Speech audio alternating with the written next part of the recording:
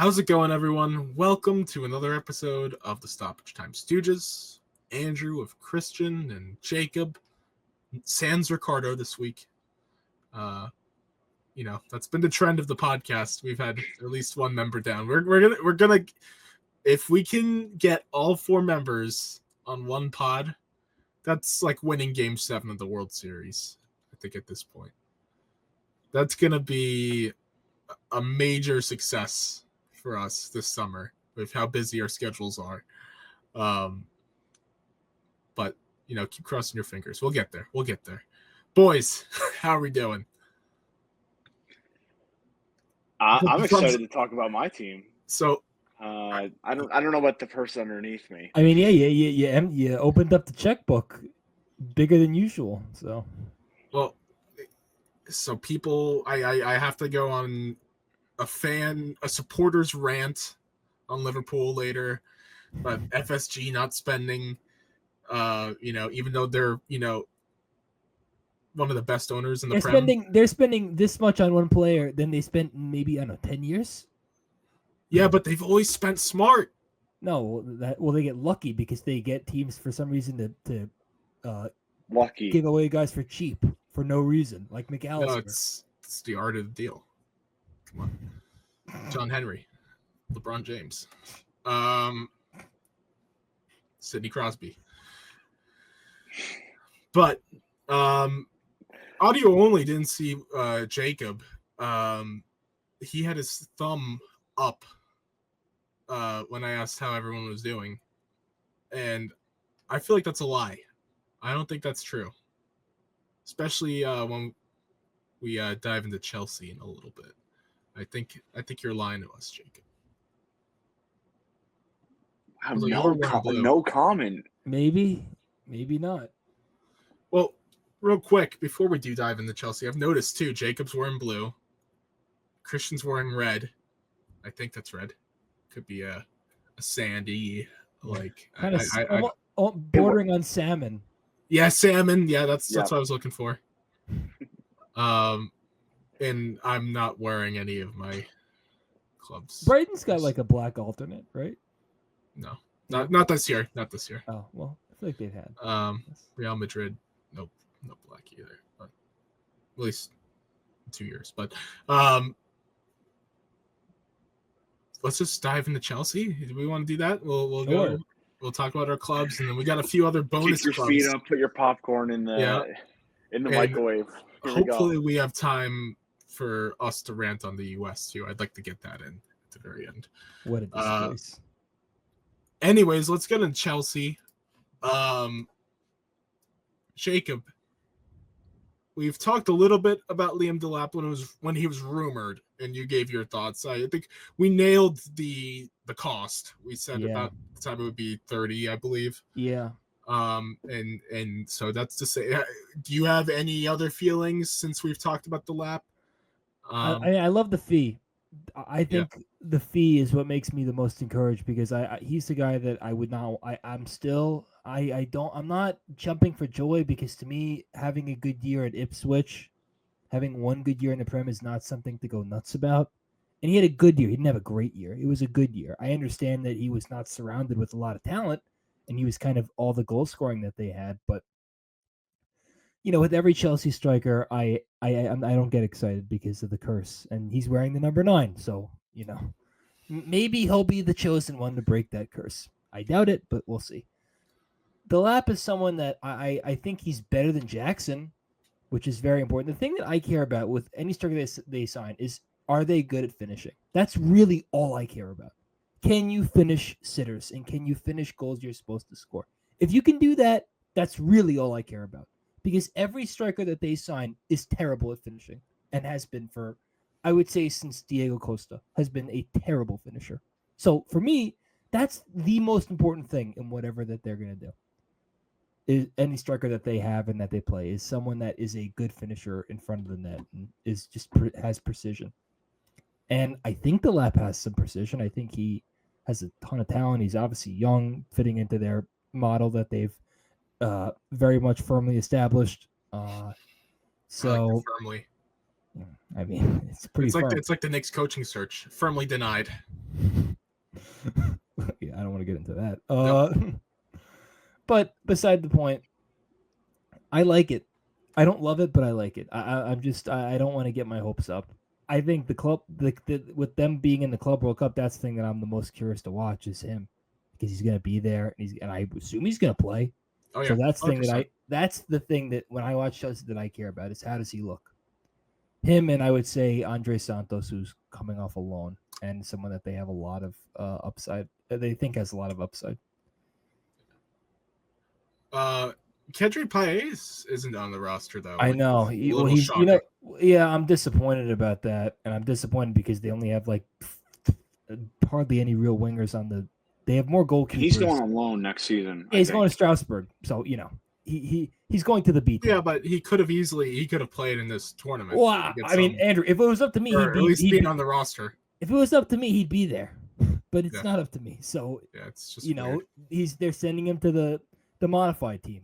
Yep. They're sending him to Strasbourg, which is the Chelsea B team. So, we'll see. I mean, I'm disappointed. I'd like him to be there. I think it'd be fun. It's a tournament that, listen, I want them to play well, but they're playing LAFC the first game. So, if there's ever a time. Whoa. Gonna diminish LAFC? I mean, come on. Gonna diminish. Do they still have Carlos Vela? Giroud? They still have Chiellini? No, Chiellini. No. They still have Carlos Vela? No, he left last season. I mean, look, they got Boanga still. They're respectable for an MLS side. I will give them that. But Lloris. Yeah, him too. Yeah. We have plenty of experience beating Hugo Lloris. Plenty. I mean, we used to do that for fun. But their eyes are going to widen when they see Robert Sanchez. Yeah, Denny Boanga's going to do like 5 front flips. To quote Billy Joel, you may be right. So we'll see. But yeah, I mean, again, we'll see what happens, and I'm assuming you're waiting. You're about to tee up me to talk about the goalkeeper situation. Well, before we get into the goalkeepers, because I know you're gonna rage and you're gonna go off on a tangent with that. I want two quick takes on first Cole Palmer switching to number 10, and then also the new kits, because I know you're a big Chelsea kit critic. They dropped the home and away kits, and they will be wearing them during the Club World Cup for this upcoming season. So I assume you just searched them up. I don't think you've seen these. I don't think I've gotten a good look at them. Okay. They're classic. I really liked the kits last year, so I'm a little disappointed. Me too. I thought that they had a great design. I don't really think that home kit was amazing. I don't think that they needed to be changed, but hey, business is business. As long as they have a sponsor, that's all I care about. That away kit's interesting. The green. Let me see. They dropped those today. Green. Let me see. This like lime green. Yeah. It looks like a goalkeeper outfit. Is it? Wait, hold on. Are you sure it's not a goalkeeper? No, it's white. It's white and has like a green. Oh, it has like these red stripes. I thought it was green. Maybe I don't know. I mean, Google Images is letting me down. Let me find it again. Let's see. Let me go to the website. It's like Portuguese flag colors, the green and red. I think it's white. It's white. Yeah, it's white with green and red. I mean, that's all right. I'm not crazy about it. It's kind of boring. Yeah, I mean, it's fine. I thought that I liked their kits last year. I don't think that they need changing, but I'm not really going to rant about this because they're not bad. So as long as they're not bad, it's fine. And again, as long as they did have a sponsor at the end of last year, which was good. They need to have. You can't have one of those. It's too boring having those jerseys without the sponsor. So hopefully they have another sponsor.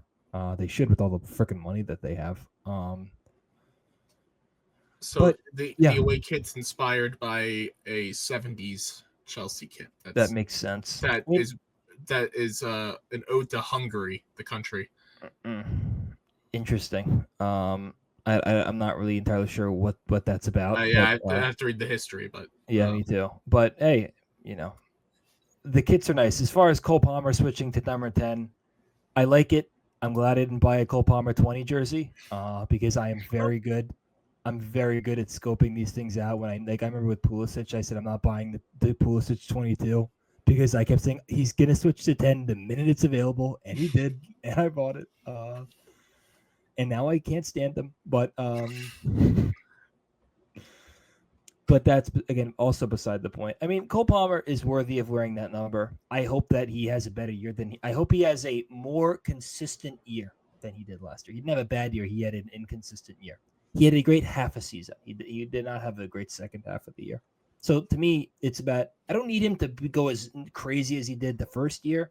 That'd be great, but to me, it's about finding a little more consistency within his game throughout the year. That is the most important thing. And if he can do that, and we see Cole Palmer, we saw him in that final against Betis, how impactful he was with those 2 assists that he had. That single-handedly, I think, won them the game. So we know how important he is. We know he's like the engine of the car. So I think he's going to have a good year, and I think that he's going to be very important to Chelsea's future. So, Cole Palmer is a shining star in my eyes. All right, now let's get into the main event. For context, Mike Mignon, French goalkeeper, AC Milan. There was rumors of a move, and Milan were asking for 30 million from Chelsea to get him for the Club World Cup. And Chelsea were saying, no, we can't do that.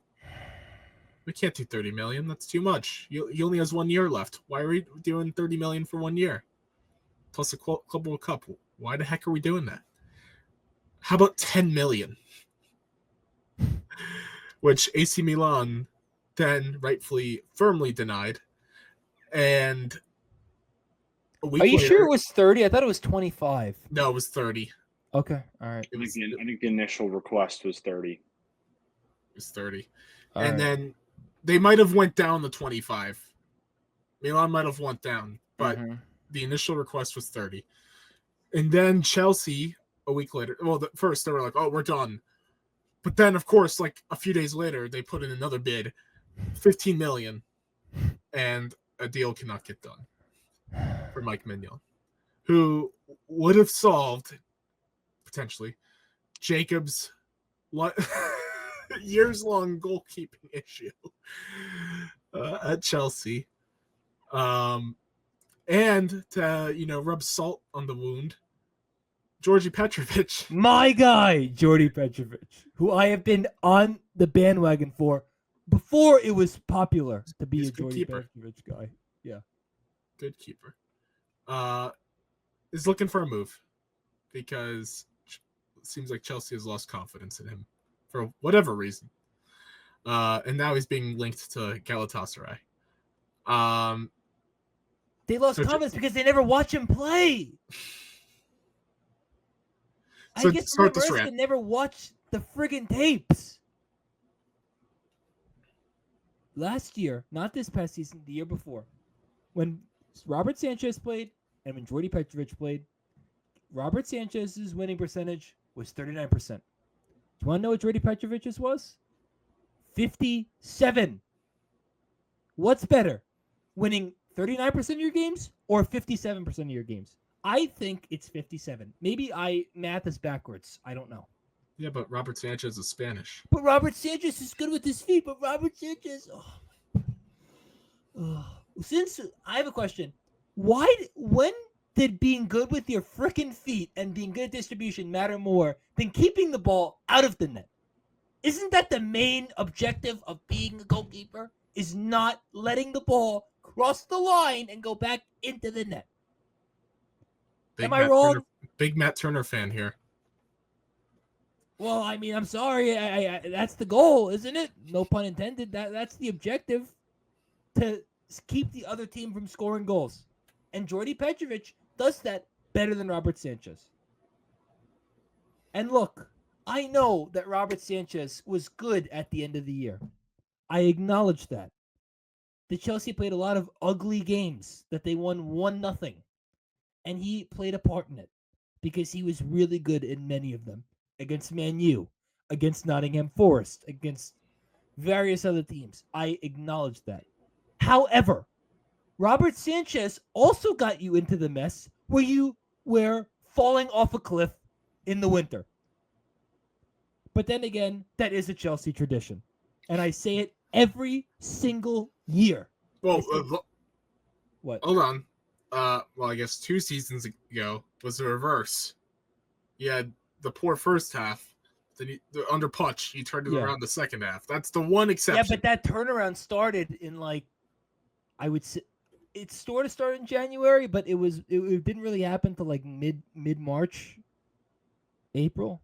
So, but yeah, that is a good point. But normally in Chelsea's recent history, it's like me and Andrew talk about the Yankees' June swoon. That is. Well, the Mets have it too. It feels like all baseball teams have a June swoon. By the way, Chelsea's June swoon. I think every fan talks about a June swoon. And Robert Sanchez during the winter was terrible. He was so bad that Philip Jurgensen replaced him. And Philip Jurgensen was so bad that they went back to Robert Sanchez. I mean, how do you write that script? Do you know how many errors Robert Sanchez had that led to goals this year? Tell us. 5, which was tied with your keeper, Bart Verbruggen. I love her leading the league. 5 errors that lead to goals. I think Mike Maignan has 4 in the last 4 years.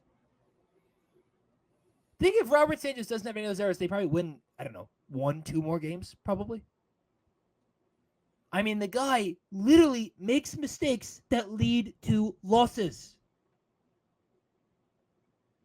If you look at the numbers, Petrovic is better. Petrovic stops more shots. He prevents more goals from going in.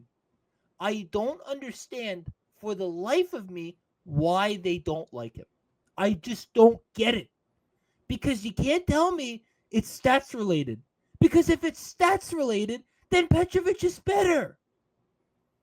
And I can promise you, if it's eye test related, they must have had their eyes, they must have been napping during the part where they watched the Petrovic film. And as far as Maignan is concerned, all they wanted was 30 million. 30 mil for one of the best goalies in the world, for a goalie that has established himself at the club level and the international level at one of the best countries in the world at soccer, in France. Someone who's at the perfect age at 29, entering his prime. And they said, nah, we want Robert Sanchez because of 9 good games at the end of the year. You see, it was right in front of them. And let's also remind you that this is the same team that will throw gobs and gobs of money for teenagers who have never done anything. But because we actually have an established player who wants to go to the club, boys. He wants to go there. He said, pick me. And they said, no, thank you. I should have known not to get excited when that initial Fabrizio tweet came out. I should have known better. I should have known that they would find a way to squander it. Yeah, but now you're gonna get into a bidding war for Jamie Gittins. Do you know who one of their pivot keepers is? Do you want to know? Gaga Slonina. No. What, James Trafford. Wait, who are you talking about? Sorry. Chelsea. They apparently knew who they liked. James Trafford. Sorry. They want a goalkeeper from James Burnley. Hey, Trafford's good though. He was like the only shining spot for Burnley. Is he better? Is he better than Mike Maignan? I mean, no, come on, but he's less established, but yeah. I mean, but there is a lot of hype around him. I don't want another established, unproven goalkeeper on my team. How many more do we need? Yeah, they're not Christmas ornaments. For the love of God, I don't get it. But Trafford fits Chelsea's model. How? Well, but that you know what? You can answer your own That's question. the problem. I don't want someone that fits the model. I want someone who doesn't fit the model. That would actually be better. Huh. Not the world we live in. Yeah. No kidding. But yeah, it's infuriating. It's aggravating. It makes a vein pop out of my forehead. It's just. Well, I mean, it's bad. It's that aggravating, you know. Vein's also blue. That's a good one. Thank but you. yes, Hero night.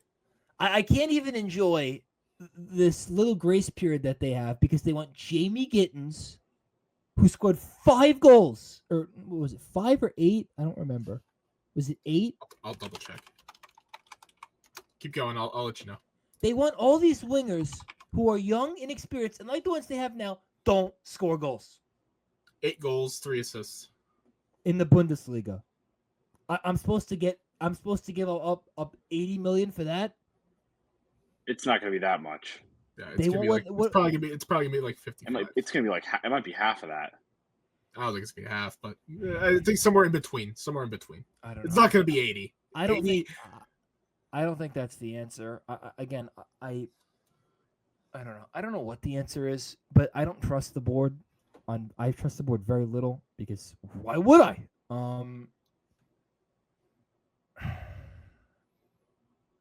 I don't understand. All they need is experienced players. If they get experienced players, they will take another leap. It's right in front of them. The proof is in the pudding that works. And relying on a bunch of kids to lead your team doesn't work. Man City, were they led by a bunch of kids? Is Liverpool led by a bunch of kids? Is Real Madrid led by a bunch of kids? No. What do those teams do? Win trophies. That's what I assume that's what Chelsea would like to do. You won one last year. Yeah. You know what I mean, Christian. You won a European trophy.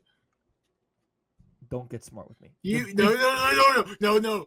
You don't get smart with me. No, you don't. No. The episode we had after you guys won, you were like, "Yes, we did it. We're the first European club to win all 3 European trophies," and you were loving in our history. You were loving it. No. Yeah, but I want to win those other ones again. I want to win a Champions League. I want to win a Premier League. I want to win an FA Cup. I want those. The trophies they haven't won in a while. You can't just diminish a European. I'm not trying to diminish it. My point is that the reason that they were in that competition is because they didn't have a great year the year before. Correct? Is that fair? Yeah, it's fair. Thank you. So my point is that I want the big boy trophies. And if they want to win those trophies, they should actually try and unlike they say they want to emulate those teams, but they don't. They say they want to emulate Arsenal and Manchester City by hiring the manager, but they don't want to emulate them in all the other ways that also make them successful. Well, here's the thing with Chelsea. They're trying too hard to be the soccer version of Oklahoma City Thunder. Good analogy. They're racking up all these draft picks. They're no veterans, no vets, but they're gonna spend big. They're still spending big. Like they'll give Shea the supermax when they're not doing well. They're gonna spend big still. Get all these prospects, get all these draft picks. But here's the thing: eventually, Chelsea's banking on with the right development, the right coaches, like we think you have in Enzo Maresca. The proper development will be put in, and there you go. You have a football dynasty to the likes of City, this recent stretch for City. And, say you mentioned Real Madrid, something to that nature, but homegrown in a way. I think that's what they're aiming towards. just to play devil's advocate. I'm not saying it's the right No, way to go. I understand what you're And saying. I think it would make a lot of sense considering they have an American owner. He's following the American sports model, which might not translate. He is and he isn't.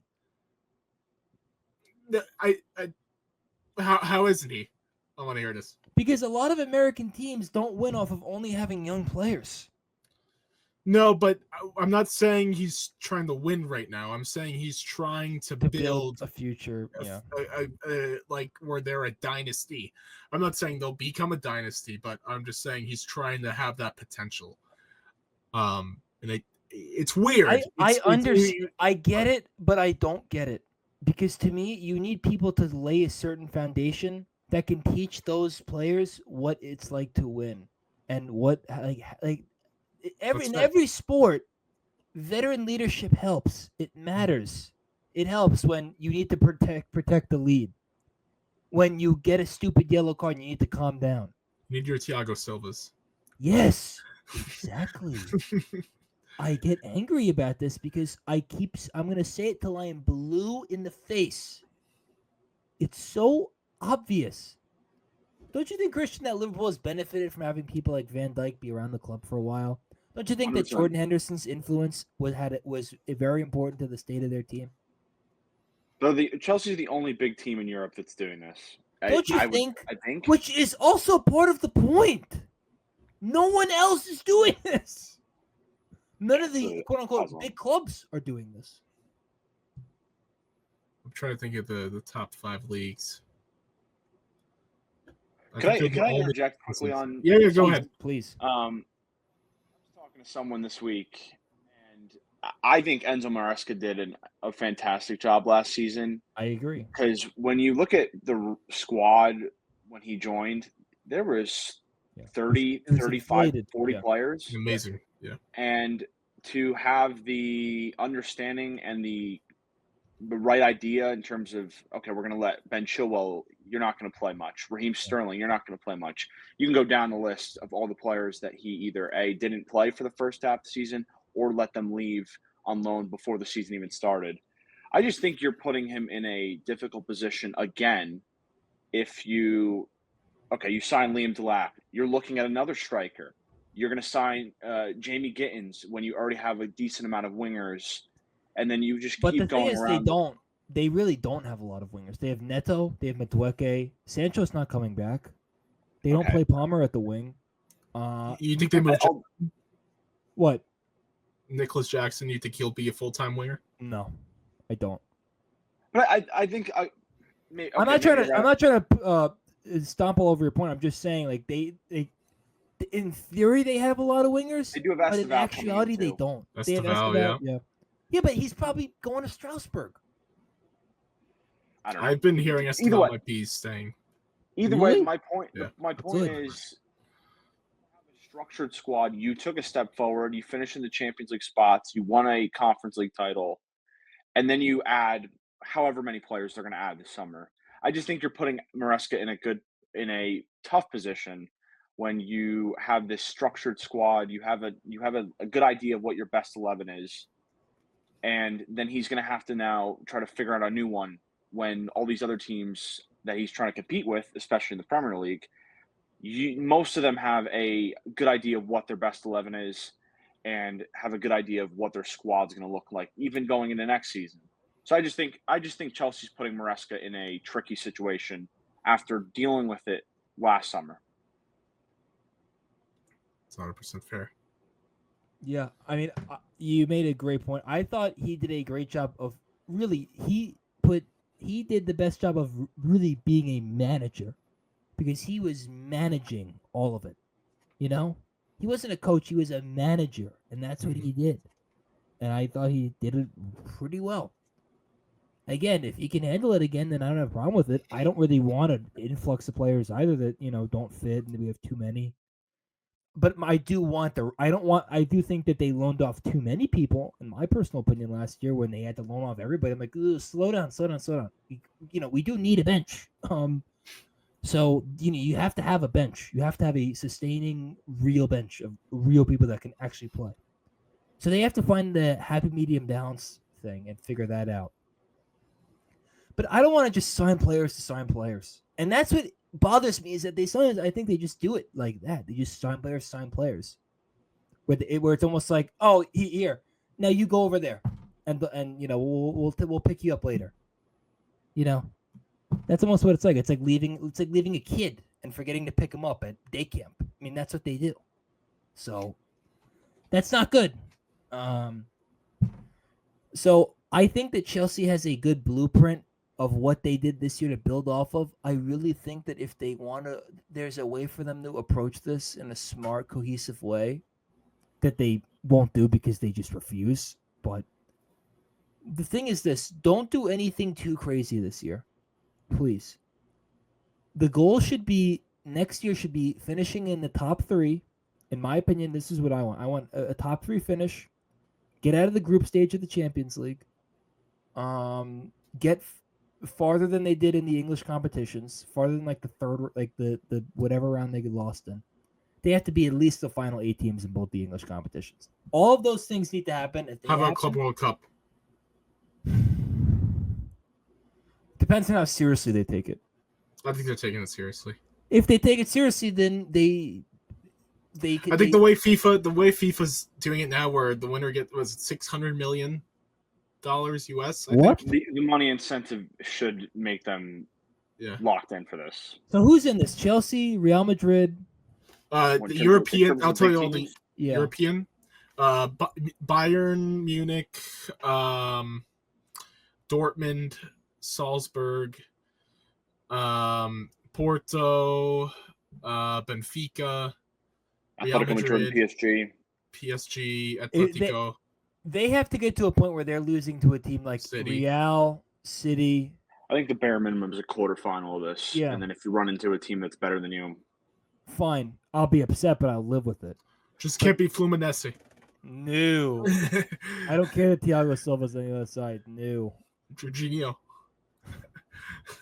You know I love Jorginho. One of the worst moves they ever made was selling him for nothing. It's like Maignan. It's like what they wanted Maignan for. That's what they gave away Jorginho for. But beside the point, I just think that I agree the Club World Cup is important.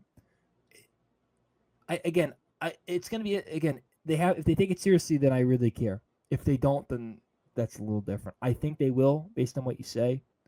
And if they do, they should get far.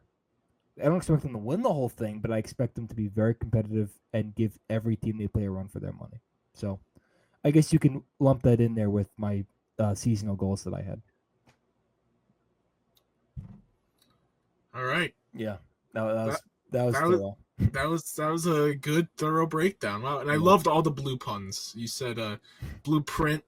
We're talking about veins a lot. Blue in the face. A lot of blue in there, and that's makes a lot of sense considering where it's coming from. Now moving on, we're going from blue to red. Not politically. Well, maybe some people consider it sports politics. Alexi Lalas. Wink, wink. But we're going on to Liverpool. Not Arsenal red. No, we can't be doing that. Who cares about them? You mean the trophy case that's dustier than the Dust Bowl? Arsene Wenger's interaction with Speed during the Champions League final is one of my favorite things ever. You mean the Mike Scioscia of soccer managers? Hey, Mike Scioscia won a World Series. Exactly. Just like Arsene Wenger won a Premier League title 100 years ago, and then he lived off it for 15 years. Yep. My favorite. That's my favorite archetype. Davey Martinez is going to be the next one to have to be the archetype. By the way. Great shout. The Washington Nationals. He's going to be the next one. But we digress. Liverpool. Block, how are you feeling? Frimpong. Trent's gone. Florian Wirtz. I'm very jealous of you, by the way. You know Wirtz is my guy. Yeah. Frimpong's awesome to start.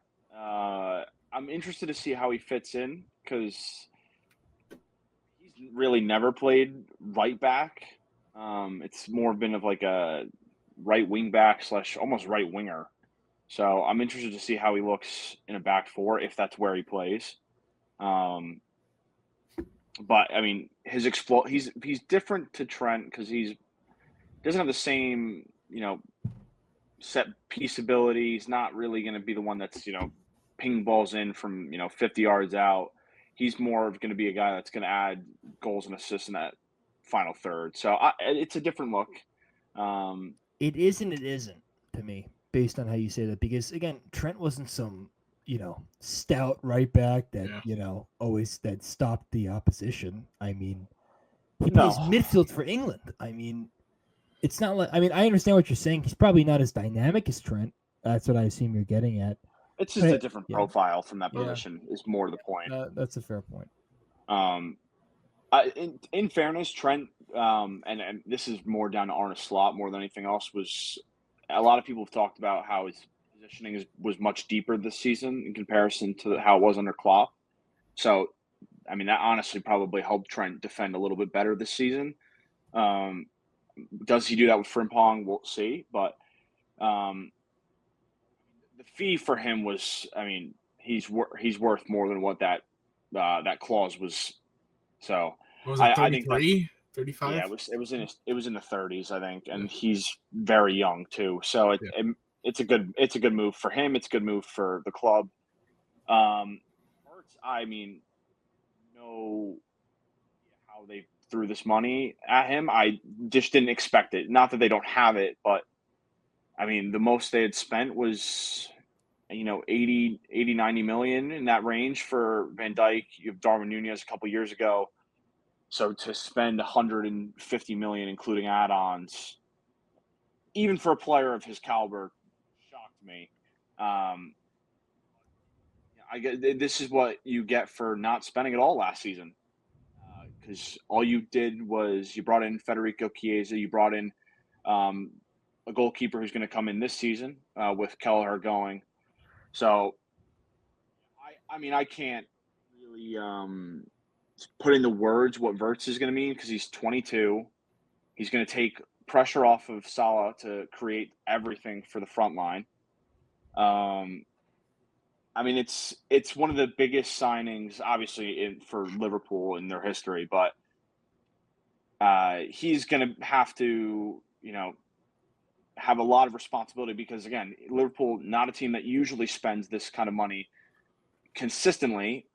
Now he's going to have to deliver it, week in, week out and win titles because, that's what this club's trying to do now. They're trying to win consistently, not just, win a trophy and then win a league 5 years later. They're trying to win it year in, year out. And that's what this ambition from this signing shows. Well, it's bigger than that to me. I mean, he's positioned to be the face of the club now. Once Salah's gone and Virgil's gone. Yep. I mean, he's positioned to be the face of Liverpool. And when you spend that money, you're not just spending to win championships and trophies, and it's bigger than that. It's popularity, it's everything. It's to win the English market, win the European market, and the global market as a whole. So in FSG, for them to drop this money means that should show something. It should show how much confidence they have. For an ownership group that never does this. Now, albeit, I always say smart ownership with Liverpool. Fans complain about them not spending. I've always said they've always spent smart. You can argue, I mean, last year obviously wasn't like they didn't do anything that splashy, but they've always gotten guys at good value and have usually benefited well to the club. And obviously they won the Premier League, again this year. So something's working there. Now for them to unlock this ability to spend money, oof, man, what Liverpool could become. Watch out. I don't know though if this is a sign of more to come because this is a big outlier in my opinion. Yes. This is a once. I don't expect them to. No. I'm not. I'm just saying that I am a little surprised that this is the guy that they I understand how talented Wirtz is, but this I don't know. I've been all over Wirtz. He's one of the next really good ones. You think could he win you think he could win a Ballon d'Or? Absolutely, 100%. I have full confidence. He better be able to, because if they believe in him this much, then that's the standard I think he has to be at. I think he can if he has the trophies in a given season, especially if he can be the next face of Germany too, because they're looking for that too. It's him and Musiala are kind of those guys that are in consideration to be the face of Germany. He's better than Musiala. You think he's better? I think he's better. Yeah, so it's again, I mean, I don't think any of us expect them to, because everybody expected them to go to Bayern, to be completely honest. Yeah. Because so many German stars, and really just stars in general, in the Bundesliga, just go to Bayern. It just happened again with Ta, right? Or Te. Yeah. It's like going to college. It's almost like going to college. It's like, now you go to Bayern. You graduated high school, now you get to go to Bayern. Yeah. I mean, that's what it is. I mean, yeah, congrats. You get Vincent Kompany. I mean, even Bayern can make him look good. Talk about the weirdest promotion of all. The Cliff Kingsbury promotion of soccer. Yeah, you know what? It worked out. It did. Hey, it did. I shouldn't be. No, I mean he's it's just funny. It's still fun. It's still funny. Man. No, I guess. But what I was saying more so with, like what this means. Like, we haven't seen it yet with FSG to this level. Like, this is their biggest. Like, this is why it means something. And obviously they have full faith that he's going to be their star boy for the future. So we'll see what happens there. And he's got some help.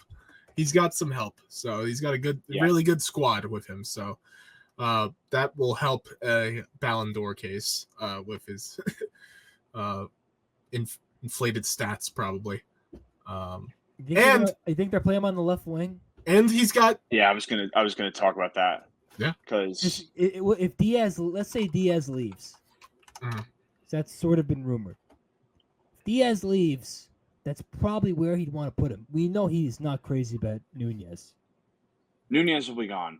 And it's been reported Nunez is already there. He'll probably go to one of the big clubs. And I also think that he doesn't view Gakpo as an every game starter. I mean, you can illuminate that better than I can, but I don't get the sense that if he can, he wants Gakpo in there all. I mean, I think he wants him in every game. I don't think he wants him starting every game. I don't see him as, you know what I mean? Like, I don't see him as someone that he's like a shoe-in to start on Liverpool. No, I think it's going to be interesting because Darwin Nunez leaving, Luis Diaz.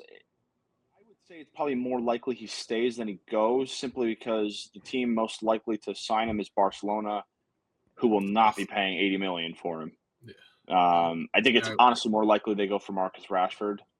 So I don't think Diaz goes, but your point is, Gakpo, Diaz, Jota's probably going to stay.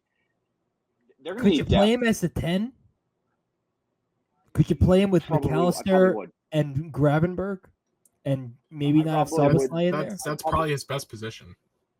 Yeah, because he's done. He likes to dribble and cut in from the left, so he can definitely play off the left wing. But I think he's more suited in the middle. I don't know, to be completely honest. The only problem with that is that, I mean, Szoboszlai, he's pretty good. I don't know if he's a pretty good player who was not cheap, especially for Liverpool standards. No. I think that he has been. He's weird because I don't know how to explain it, because it's like, I think he's really good, but there are times where I'm like, whatever. I'm like, well, he was really good with Klopp. Yeah, he was a lot better. Exactly. He doesn't have the same amount of goals and assists as you'd want for a player of his position. That's in that area of the pitch. Yeah. I think the only thing I'm thinking about going forward is what they do at the 9, because Verts can also play as a false 9. Yes. He's just got the ability to do that. But do you want to play him as a 10? Do you want to play him as a left winger? And then, I mean, you're getting rid of Darwin, so that's kind of. I mean, how would you describe Liverpool with their fault? What was it? Who do you think really played down? Bobby Firmino was. But this year, honestly, the most used number 9, I think, was Diaz. Yeah, they kept going to him as this like makeshift number 9. It worked really well. He had like a hat trick in the Champions League against Leverkusen. Yeah. I think that was in like October or November. Jota was hurt for a lot of the time and really wasn't that great. Darwin had a couple good moments, but again, it was more the same with him, with a lot of good runs, getting into good positions, not taking advantage of it. I don't think they go for $100 million striker. So obviously, Isak's going to cost more than that. To me, that's Arsenal. Arsenal. If I'm Arsenal, I think they. I don't think they can. I think they need. I don't think that's enough. I think they need to say, we want Isak and we'll give you whatever you want. I mean, I think the problem is Newcastle in the Champions League, so they're not going to sell. Maybe then it's Gyökeres. Could be. Or Osimhen. They can't. So I understand how good Sesko is. 60 mil is not going to be enough to solve their striker issue. If they want to win the league and want to win a trophy, I think they really need to. Like, remember when they got Declan Rice, they went all out to get Declan Rice. They gave up they spent a lot of money to get Declan Rice, well over 100 mil. They need to do that in my opinion, to solve their striker issue, or else it's never going to get solved. Yeah. Just to go back to Liverpool quickly to finish. Isak probably not coming. I don't think he leaves personally, if I had to guess. You're probably right. Especially with them making the Champions League. Ekitike, maybe. I don't know if Liverpool would spend $100 million on a striker after spending $150 on, Florian Wirtz. I think João Pedro is an interesting one for Liverpool. Andrew could speak more on him, but I honestly think if there's anybody that's got the qualities similar to Firmino, if they wanted to use like something more of a false 9. He's probably the closest thing to that because he's played as a 10 and a 9, so he can do both. But I do think they bring in a number 9. I do think they bring one in. I wouldn't hate Ekitike or João Pedro. Either one works for me. I don't know if they'd be willing to spend the money that would require for either of them, but that would be my last thing on the checklist for the summer. I think if they can do that, then their attack is very, very deep. Well, Brighton, I think, wants at least 75 for João Pedro. Yeah, it makes sense, especially if you're going to sell to a rival in the Prem. Yeah. And there's also, now I've also heard that Brighton might want to, in João Pedro might want to stay anyways, depending on the Palace situation, because, if Palace gets booted from Europe this upcoming season, that puts Brighton in the European spot. Sure. So there's talk he might actually stay next year now, but so we'll see on that front. But it would if they were to sell, it would be 75. On real quick, touch back on the Osimhen front.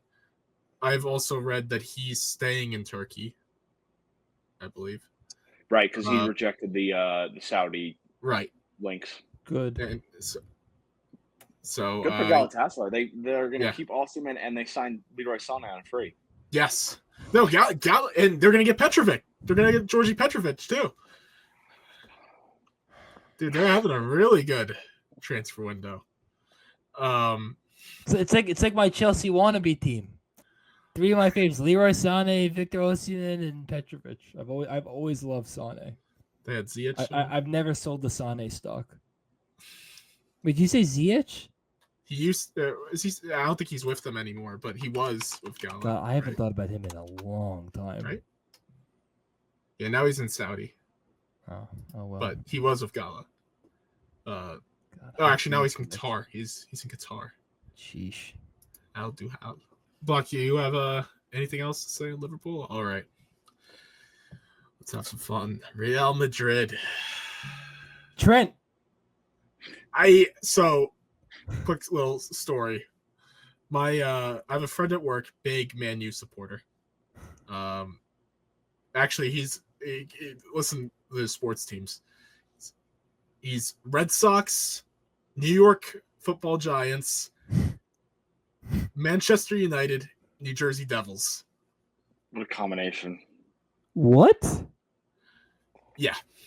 It's a combination. What, he spin a wheel around for each team, and that's how he picked them? Hey, he's a good guy. Hey. Shout out Campbell. He was going off yesterday on Trent going by just Trent on his jersey. So for those of you who don't know, Trent chose the number 12 of Real Madrid, and instead of having Alexander Arnold on the back, he's just gonna have Trent.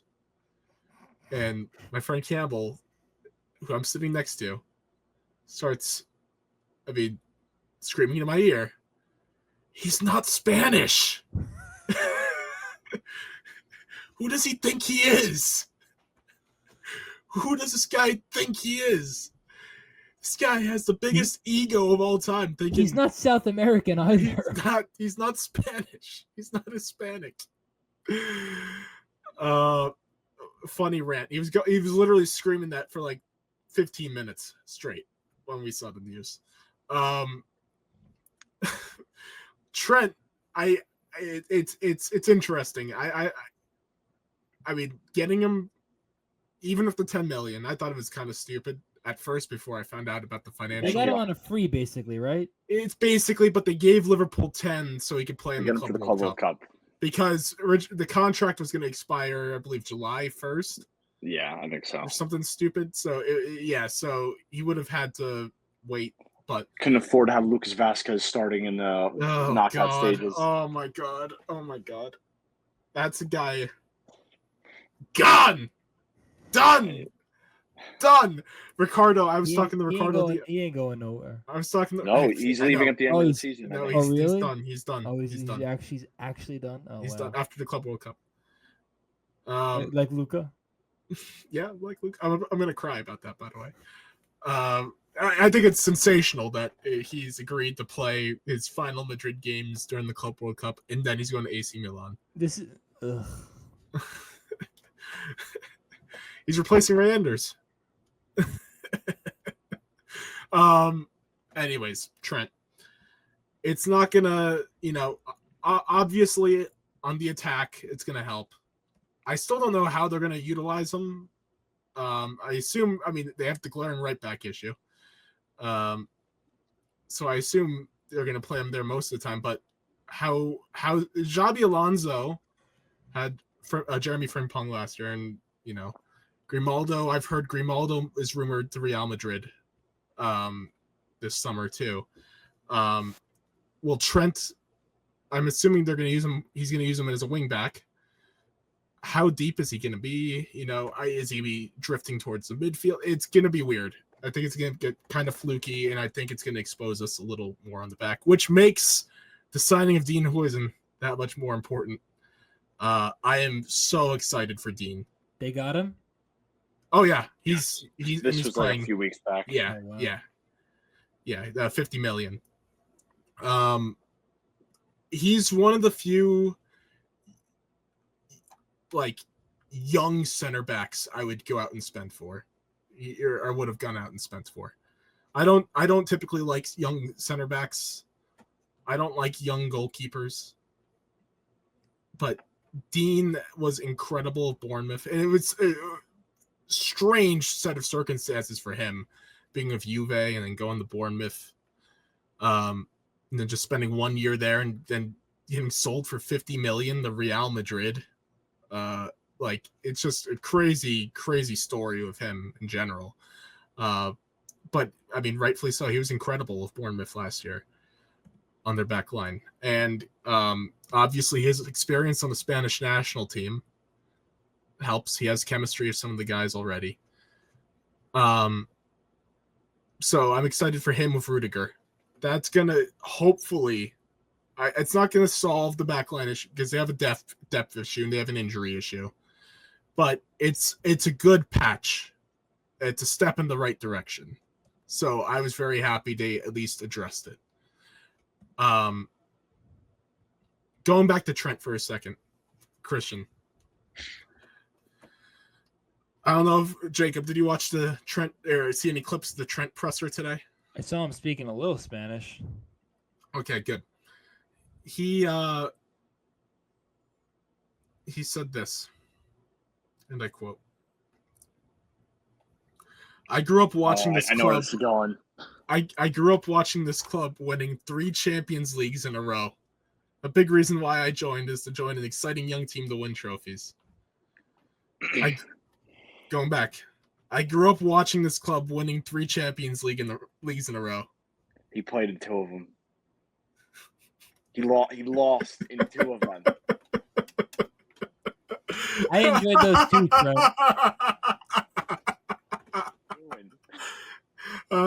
Wait a minute. Did Real Madrid not win Champions Leagues before? I mean, but they no. He was talking about the 3-peat with Ronaldo. And by the way, he was directly responsible for losing the second one against Vinny Jr. Yeah, when he left him unmarked at the back post. Oh my god, that was a great game. But you grew up watching him. I grew up watching. He grew up watching him. Yeah. Yeah, he grew up watching him at the back post, just letting him score. Yeah, that wasn't a good look. Whatever. But maybe the guy has PT, short-term memory loss. Maybe. I mean, now he's on the right side of history, so maybe this is his Kevin He's not going to remember it anyway, so what's the difference? This is his Kevin Durant joining the Warriors moment. He thinks he's like that big. Christian, how big is this hate watch going to be? He's not a hate watch guy. No, Christian put in the chat. I did say this week, I cannot wait for the hate watch at the Club World Cup. Oh yeah, you did say that. That's rare for you. There will be some of it. I'll say that. I cannot wait. Blame your club for not selling them. Blame your club. They got me Florian Wirtz this summer. I've moved. They got money. They're always cheap. Yeah. Your anger should not be directed towards Trent. He just he wanted to go to the club he grew up watching. The way that Yankee fans hate watch Juan Soto is going to be Christian with Trent. But Christian should be happier because he got money. Yeah, thanks he to got 10 million. She got 50 mil if they sold him. It's not Mbappe PSG bet, which is the ultimate malpractice. Yeah, yeah. Oh god, yeah. And they could have got 150 mil. Probably more. Yeah, maybe 200 for Croy. Hey, but Ewing theory. All right. I won't. I'll stop. I'll stop, Christian. I'll stop with the Trent talk. Xabi Alonso already has me fired up. Oh my god! All the training session videos I've seen. Does Xabi Alonso age? Well, that's kind of what I was going to talk about. I mean, he's a clone trooper. I mean, yeah, he's he doesn't age. I mean, he looks the same. Yeah, he was he started out in the Battle of Geonosis. He was on Geonosis. He's risen ranks. Christian's gonna get very lost here, so we can't get the Star Wars reference. He's a good soldier. Good soldiers follow orders. That's what he says to every player. He says it with his Spanish accent. Yeah. Good soldiers follow orders. Yeah. What the? His training session videos have been amazing. There's one in particular where he was doing a one-touch drill with Rodrigo, and I'm like, this guy could still play. He's in the full outfit and everything. He's giving out these incredible through balls in practice and training sessions, like incredible stuff. I'm like, Xabi Alonso could still play. It's sensational. I told you he's in great shape. He literally has not aged. It's incredible. And I mean, right now, this guy, how old is he? He's 43. He's 43. He looks the exact same he did the minute he retired. Yeah.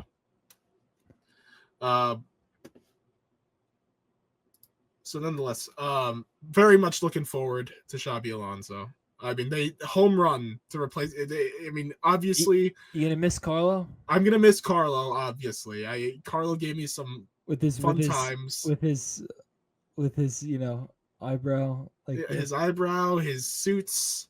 That's what I'm gonna miss, the suits. Yeah, Xabi ain't wearing no suit. He dresses like the Zerbi. I was watching Brazil play Paraguay the other night, and Carlo was wearing a suit, and I was almost in tears. And then Vinny scored. I'm like, oh, now Vinny wants to score for Brazil. Yeah, but he's wearing the dreads again. He has the dreads again. So I don't know how that's gonna work out. He's gonna wear a Josh Hart jersey. I'm very concerned with Vinny playing in the Club World Cup with the dreads. When Vinny goes to the dreads, he goes down like 2 levels. Yeah, but he's not in Brazil. Correct, but in general, when he goes to the dreads, he goes down a few ticks. And I think he knows that. That's the funny thing. I think he knows that. I think he knows it's like Goku, he has the Super Saiyan levels. He's like powering down from Super Saiyan 3 to just a normal Super Saiyan. You know? That's what happens with Vinny with the dreads. He needs the flat top. That's peak Vinny. That's Apex Mountain Vinny. Jacob liked that one. I don't know where I was going. Oh, Xabi Alonso. Right. More Xabi Alonso praise, yeah. Yeah, I mean, I'm looking forward. You know me, I've had my complaints of Spanish managers, but Xabi Alonso is different. He better be. He's different. I grew up rooting for this guy. Right? Yeah. This is a guy I've had a personal connection with for a long time. He's like the opposite of Frank Lampard. He's actually a good manager. Yeah. Yeah.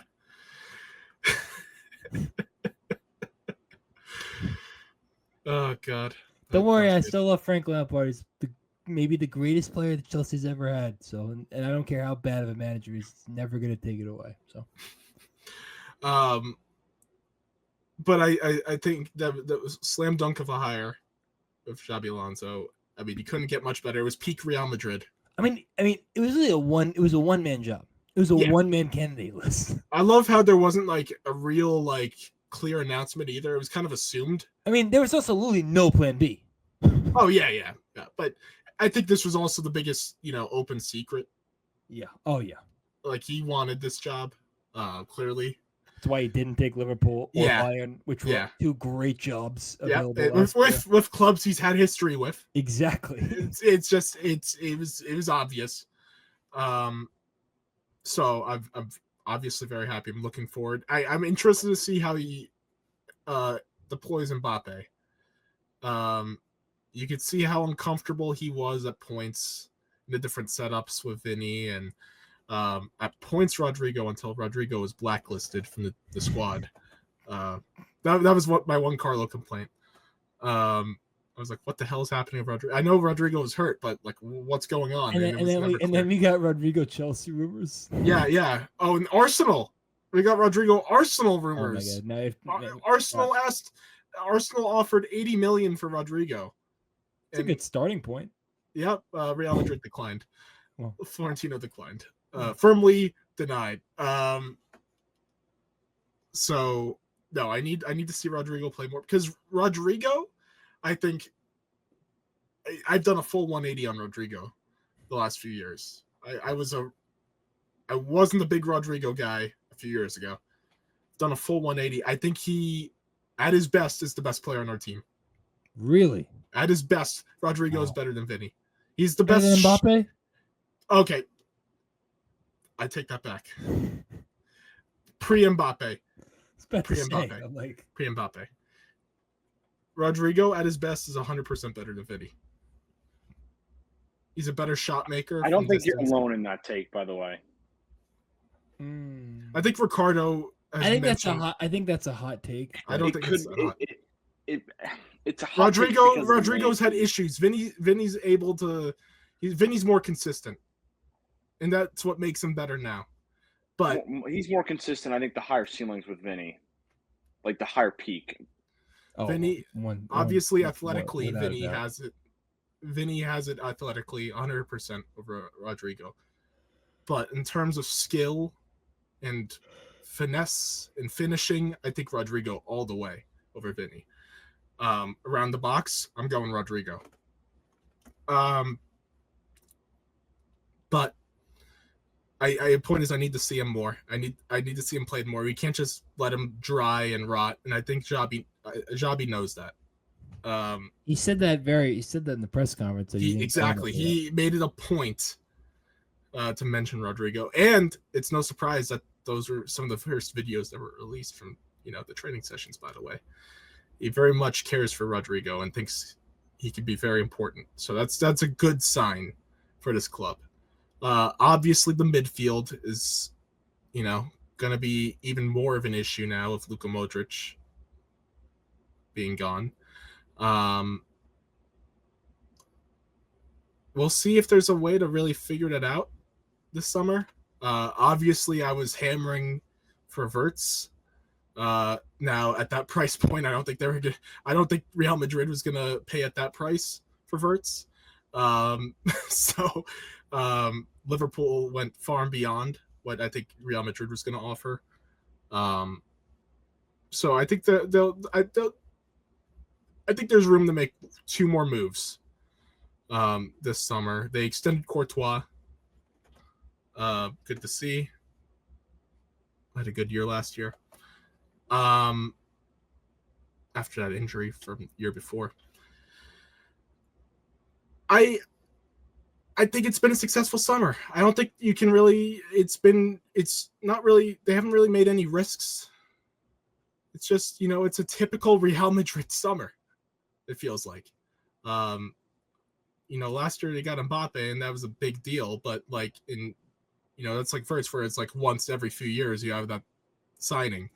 But also I felt like Mbappe to Madrid was also long rumored and it wasn't as like shocking or surprising by the time it happened. So this has just been another typical Madrid summer. I can't wait for the Club World Cup. They better be in a semifinal. That's my minimum for Real Madrid this Club World Cup. They at least be in a semifinal. With a new manager, employing new tactics, new formation, I know I'm not expecting them to just go out, play perfect, and win the whole thing. So I'm not expecting them to win it all, but at least make a semifinal. If the talent you have on the squad, you gotta at least on that alone make a semifinal. All right, Man U. Oh, real quick on Man U. I saw this great photo earlier today from Brazil. It was Vinny, Ronaldinho, R9, and in between them, Matheus Cunha. The most what photo of all time? They were at like some club, and people in the comments on Twitter were all, okay, Vinny, Cunha, Ronaldinho, and who? That was like when Kenan Thompson was SNL and Eddie Murphy hosted it, and it was like Eddie Murphy, Dave Chappelle, Chris Rock, and then Kenan Thompson. Yes. It's like, what? Wait, what? Yeah, no. So funny photo, but Matheus Cunha, obviously one of Man U's biggest signings, bigger signings this summer. I mean, I think no matter the signings they make, Amorim is kind of becoming a problem. Well, the problem is no one wants us to do his system. Well, that's the thing. He's a little he's rigid, but the problem is he's calling out players. I think it's a little bit of an ego trip, to be honest. I mean, where's Cunha gonna play? His best position is Bruno's spot. Bruno's not going Bruno will play deeper. Yeah. Or Cunha. I mean, Cunha. I don't think that's a good idea. Cunha could operate as a number 9 at times too. You sure? I think so. Well, I hate to say this, and Rasmus Holland was terrible this year. Who's taking off that money?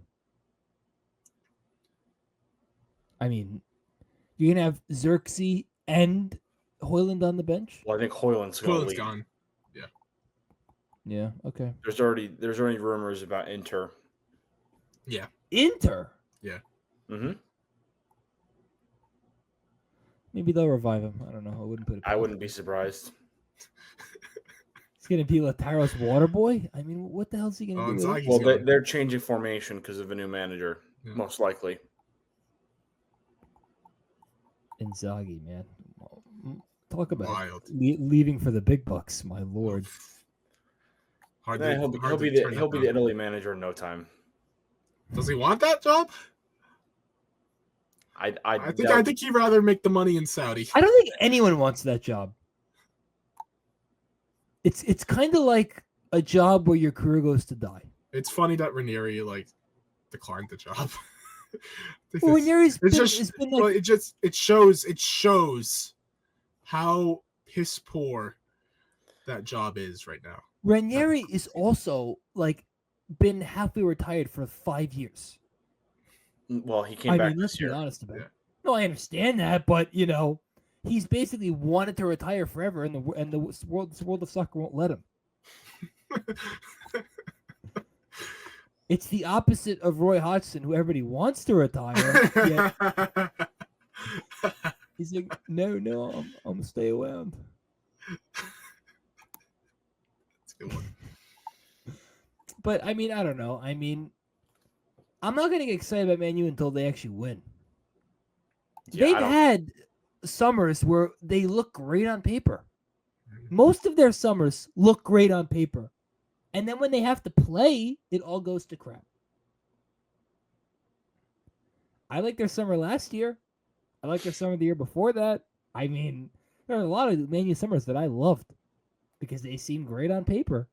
But again, they don't amount to anything. And they can't pick a manager if their life depended on it.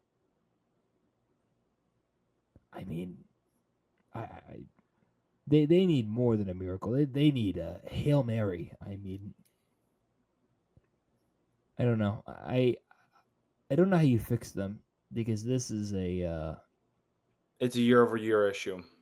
Yeah. Well, every year it's something different. It's getting to the point now where I think it's going to be a situation where a blood sacrifice happens and they're going to completely turn around. Oh, God. They're that cursed. Don't do this again. They're that cursed. I don't know what's going on. I don't know if there's no clear way to fix this. No. They just got to keep spending. They got to keep figuring out a new manager. Field. Yeah, they need a complete overhaul. I feel like my concern for that would be these players are so cursed. They are so cursed. I don't think the morale of this club is at an all-time low. After a year where we said the morale of this club is at an all-time low. But remember, they won a trophy at the end of last year. Yeah. It saved Ten Hag's job. And then, this year they lose to Spurs in the Europa League final. Oh, I'll never forgive them for that. Oh my God. And Spurs are in the frickin' Champions League. And I won trophies. Big Ange. Again, they can sign whoever they want. If they don't win, it's not going to matter. I think this is what's nuts is that a good year for them next year is the top 10. Think about that. That's a good year for them next year, and you don't even think that that's possible. They don't even have. And that's the worst part. That's all they have to play for. They don't have any European competition. So. Well, they can win an English. They can win an English competition. Yes. Their goal should be top 10 Carabao Cup. That should be their goal. Well, it should be higher than 10. Mr. Carabao Cup, Jacob Afranian. No one loves the Carabao Cup like me. No one loves corporate sponsored energy drinks more than. You got that right. You're gonna go to England and all you're gonna drink are Carabao energy drinks. I already know. Yeah. I mean, that's how low the bar is right now. The bar is almost glued to the ground. That's how. I mean, it's impossible to think that they just keep falling down the hill. I mean, if they're trying to climb up a hill and they keep slipping. And they keep falling further down. Exactly. And they have been stuck on Mount Everest for 11 years. Yeah. Over a decade. Them being the Lakers of the media in English football media. Oh, 1,000%. Is hilarious. I can't deny it. Those videos are great. Every Roy Keane complaint or Gary Neville complaint, it drives up the numbers. They like Man U sucking. It is big. Sky Sports loves it. That has propelled those two's media careers. Oh, 100%. If Man U were City, no one would care about anything that they had to say. Yes. Because they would have nothing negative to say. We need Roy Keane sitting like that, like with his arm kind of. They had him on CBS. Yeah. They hired him for the Europa League final on CBS. That was so funny. Yeah. They want Man U to suck. Sir Alex, pretty please. Come back. Come back, Sir Alex, pretty please. I'm trying to think of a time where a team lost a coach in all of sports and it's single-handedly they could not recover from it. The New York Knicks. No, because they made it to the finals within 5 years. I'm talking right now. Oh, gosh. I already had a rant of the week, Andrew. You could also argue Jeff Van Gundy, but nonetheless. I thought you were talking about Pat Riley, but that's beside. That's no, yeah. I was talking Tibbs initially, but yeah, no, this is. You're 100% right. Like this, and for a club that shouldn't have that issue. No. They have the funds. And it's not for a lack of trying. Right, exactly. They are the Anaheim Angels of soccer. Wow, I like that. Yeah. It's a good one. I mean that's what they are. Yeah, Artie Moreno. Yeah. The worst owner in sports. Did you hear the story? Mark Ogden, me and Christian's favorite, said that Man U they never train in Tampa because they don't want the players to see how good their facilities are. The Bucks facilities are because the Glazers own the Bucks and the Glazers own Man U. Oh! Sorry, I didn't set that up. Yeah. I was like, they don't want them to see how good the Bucks facilities are. That's so funny. That's so funny. But said Jim can fix it all. Said Jim. I love that. My goal is to make a new stadium next year. That's Sir Jim. Said Jim Ratcliffe. That's all he cares about is having a new stadium. That's literally all he said. I also love that Ineos. And they don't need a new stadium. They have a great stadium. Ineos is like a crime organization. I've said this before. Ineos is like that weird agency that it's like they're a Mission Impossible villain almost. I feel like they're trying to take down Ethan Hunt. But instead they're taking down Manchester United with the Glazers as co-conspirators. While trying to build a new stadium. They found a location for a new stadium. How much of Man U does Sir Jim own now? I don't know. Is it 50? 25? What is it? Is it 50? Let's see. Sport. I know he has sporting control, but it doesn't mean he has the full.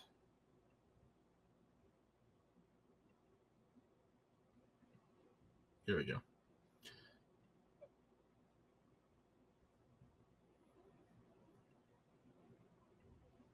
%. Yeah. Yeah, no. No, they obviously like we said, they have the funds. They have, I mean, at least we think the care. I mean, they're trying. They're really trying. But just whatever they've put together just hasn't worked. Over and over again. And they've had flashes. That's the weird thing over the last few years. They've had flashes.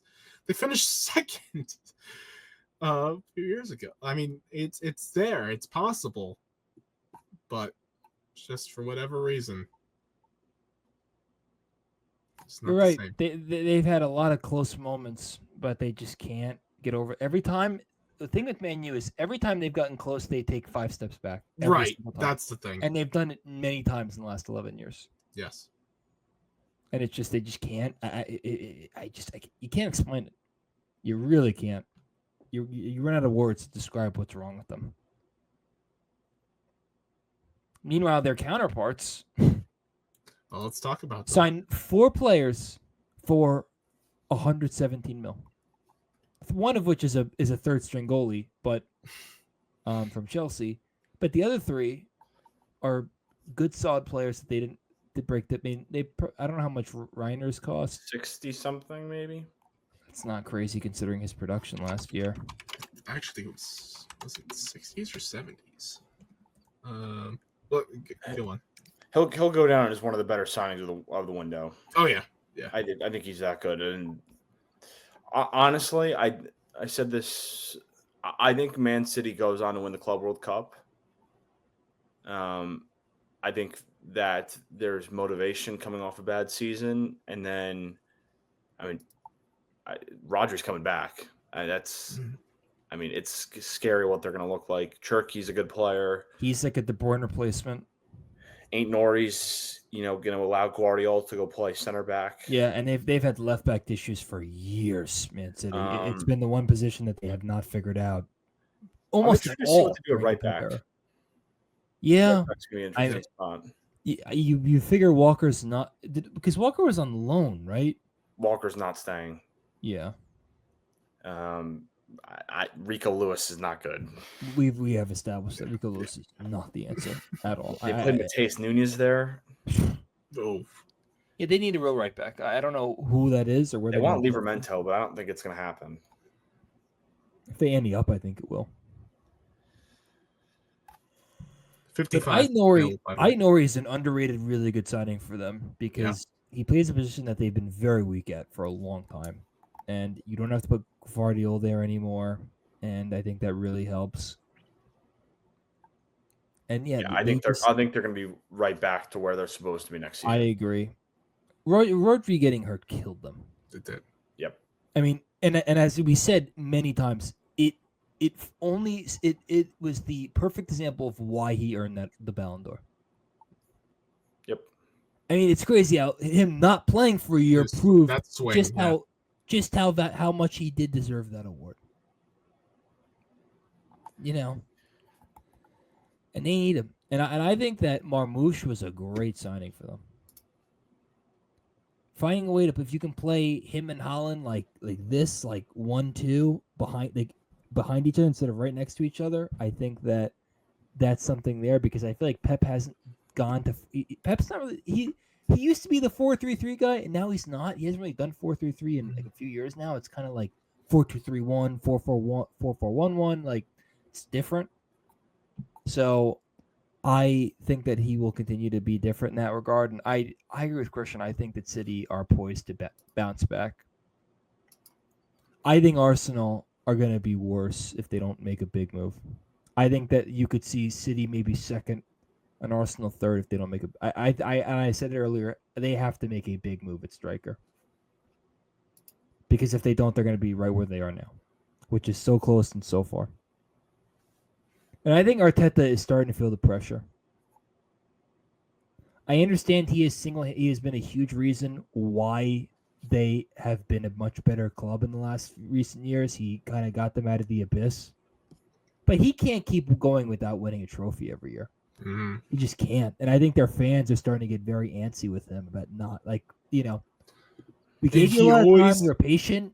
Yeah, he loves making excuses. Yeah.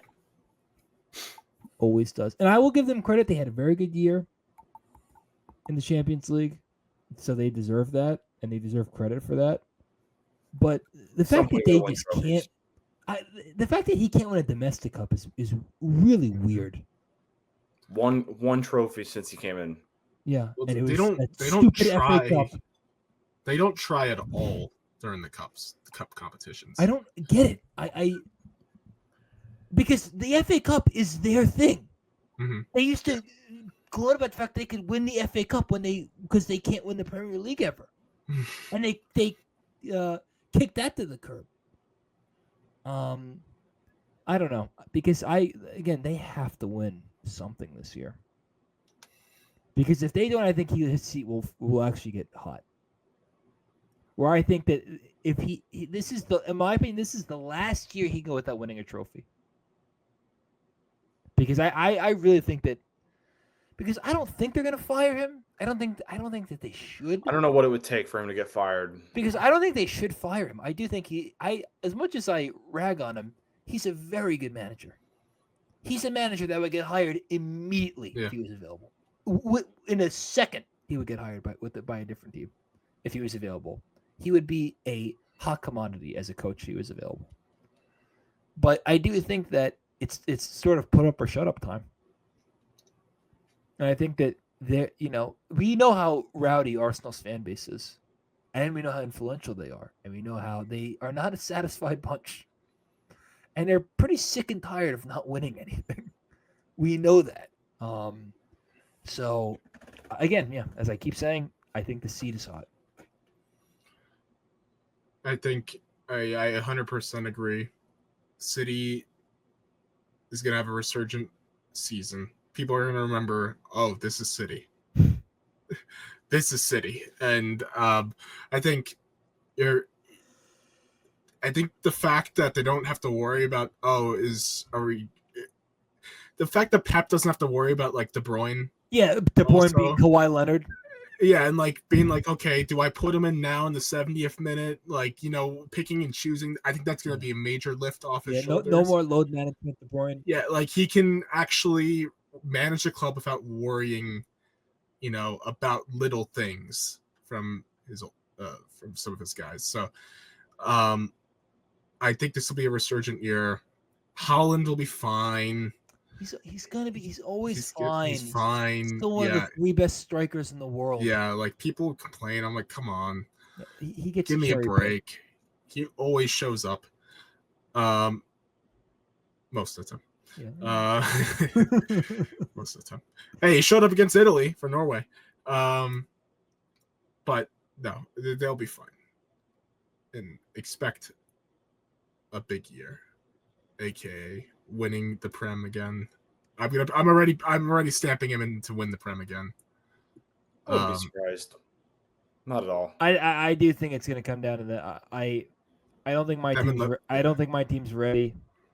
I think Liverpool. Obviously, but like I think there's gonna be some weird adjustment process with them. There might be with Wirtz coming in if it doesn't. It's such a big deal. I think that the preseason for Liverpool is actually very important. Yes, 100%. More important than it usually would be with a guy like that coming in. Well, we don't have the Club World Cup, so they'll have all the time they need to get him ready. And no big international tournament, which I think is actually a very good thing for a lot of clubs, which I think was affected. I think Real last year with Mbappe because they didn't have him till like right before the year started. And just lastly, with Tottenham hiring Thomas Frank, I think that's a big deal because this is the guy who has been I'll use that expression, hot commodity manager who got a lot of praise for Brentford staying up every year. He got a lot of credit for that. They did not give a lot of credit to the players. Tottenham is a team that really he is a very different manager from Ange. He's pretty much the opposite of Ange in every single possible way. The way his teams play is just very different. He plays like a team that is trying to stay alive and not get relegated. He plays very defensive, kind of park the bus, score on the counterattack. That's kind of his MO.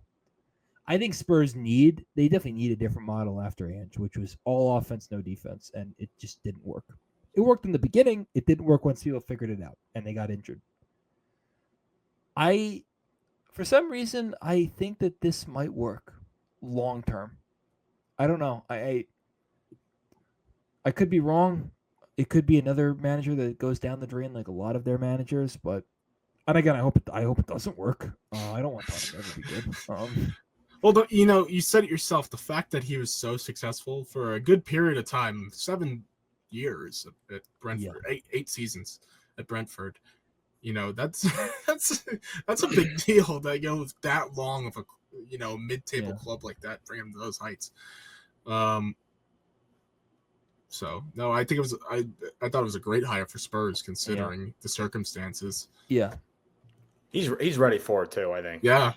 He's been ready. I mean, he's coached in the Prem long enough. He's knows. bided his time. Yeah. He's passed on jobs. He's, probably had more mid-table teams go after him. He turned them down. Mm-hmm. I'm interested to see who he likes on that team, who he doesn't like, how different the formation is, how they look. I think they need to be a top 10 team this year. Anything less than way higher than that. I think they need to be in the top 8. Top 8, 7. Honestly, I think even higher. That squad is very good. They have the capabilities, yeah. Yeah. They need more. I think they need a little more depth. Definitely, but I think in terms of quality, they have it. The problem with them is they get a lot of their guys get hurt, and when they get hurt badly. It's not like knick-knack injuries. I mean, every time Van de Ven's out, it's a big deal. I mean, they need they need those 2 center backs to stay fit for 30 plus Prem games to. Yeah, and I think that's a very tall order, which is the big problem. And he's probably going to want to play with a back 3 or back. There's been rumors of Christian Romero being gone. Really? Yeah, I think to Atletico Madrid. Yep, and Real. I've heard some Real chatter too. My God, does he fit Atleti? Talk about Argentinian national team. It's not that, just his aggression, the whole aggro. Well, I hate him. I already hate him. I've said this in the chat the other day. Been hating on Christian Romero for years. He's probably one of the dirtiest players in the league. My God, does he fit Atleti? Pisses me off. Yeah. I mean, we're not going to talk. We've been going for way too long, but if we haven't gotten to any international team stuff. Argentina, Colombia, corrupt. Here's the message for Christian Pulisic: grow up. Stop being a baby. Come on, man. I mean, I am talk about. I don't want to say the FRAUD word. Uh oh. No more blaming the manager for everything. I'm tired of it.